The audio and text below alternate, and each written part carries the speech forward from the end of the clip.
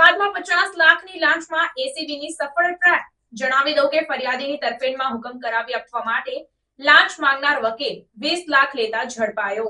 અમદાવાદમાં આરોપી વકીલ અને વચેટિયા દ્વારા વેચાણ બાનાખતથી ખરીદેલ જમીન બાબતે કઠલાલ સિવિલ કોર્ટમાં સામેવાળાઓ વિરુદ્ધ મનાઈ હુકમ મેળવવા માટે દાવો કરેલ છે।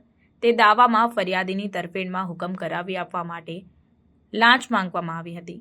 આરોપીએ ફરિયાદી પાસે ₹50 લાખની લાંચની માંગણી કરી હતી। તે પૈકી ₹20 લાખ પહેલા આપવાના અને બાકીના નાણાં મનાઈ હુકમ મળી ગયા બાદ આપવાનું નક્કી કર્યું હતું, પરંતુ ફરિયાદી લાંચ આપવા માંગતા ન હોય તેથી એસીબીનો સંપર્ક કરી ફરિયાદ આપતા એસીબીએ લાંચના છટકાનું આયોજન કર્યું હતું। એસીબીના લાંચના છટકા દરમિયાન મામલતદાર કચેરી નરોડાની સામે જેકે ઝેરોક્સની દુકાનમાં રંગે હાથ આરોપી રાજેન્દ્ર ભરત ગઢવી, સરકારી વકીલ સુરેશકુમાર પ્રહલાદ પટેલ, વચેટિયું વકીલ મેટ્રો કોર્ટ અને વિશાલ કૌશિક પટેલ આરોપીઓને રંગે હાથ પકડવામાં આવ્યા અને ધરપકડ કરાયેલા આરોપીઓની એસીબીએ આગળની તપાસ હાથ ધરી છે।